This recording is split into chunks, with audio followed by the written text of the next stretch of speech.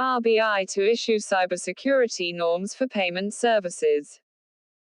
Firms must surpass minimum standards to ensure safety. The Reserve Bank of India (RBI) will soon issue cybersecurity norms for payment service providers (PSPs) following a series of data breaches faced by operators including MobiKwik and payment aggregator JustPay, a top RBI official said. While the standards for fintech-driven payment services providers will be similar to cyber hygiene norms issued recently for banks and non-banking finance companies, the RBI is quite clear that firms will have to do more than observe the minimum standards to ensure safety as digital transactions gain further traction. On cyber frauds, Reserve Bank of India has issued very recently basic guidelines on cyber hygiene and cybersecurity for banks and certain NBFCs, said RBI Executive Director T. Ravi Sankar. We would follow that up with respect to other entities such as payments systems operators in the payments space. Those are getting finalized and will be issued soon, he added.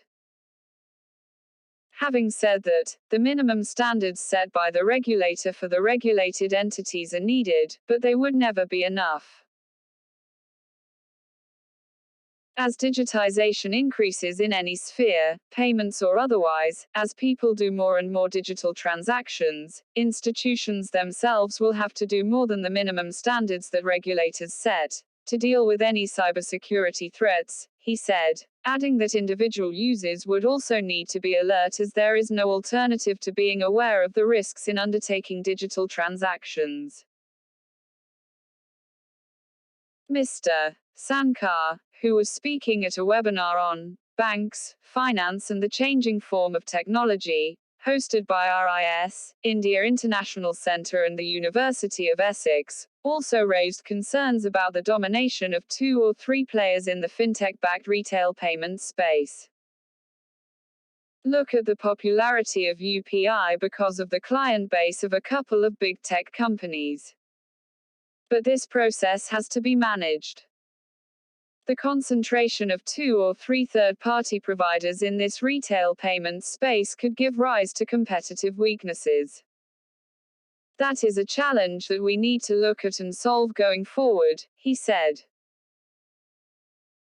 Over the next decade, the critical challenge for regulators would be to speed up the absorption of fintech without undermining the financial system's integrity or stability, he asserted. Stressing that there are not too many payment systems in India and the number of players is limited, Mr. Sankar observed that 2 apps provide about 70% of third-party services in the UPI system. Strictly speaking, they are not providers as such, as they are just the front end and just onboard customers. They have no control on the entire UPI itself. In that sense, there is not so much a concern on antitrust or monopolistic tendencies because there is hardly any pricing that happens there, the central bank official said. No antitrust norms.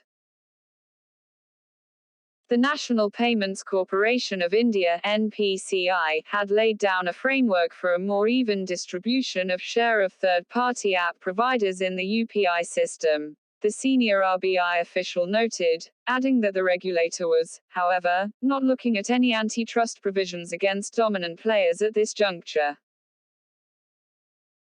If UPI is gaining popularity, you will have to think twice about stepping in and controlling the market share of 2 or 3 popular apps because that could actually hurt absorption of this tech in the population, he said.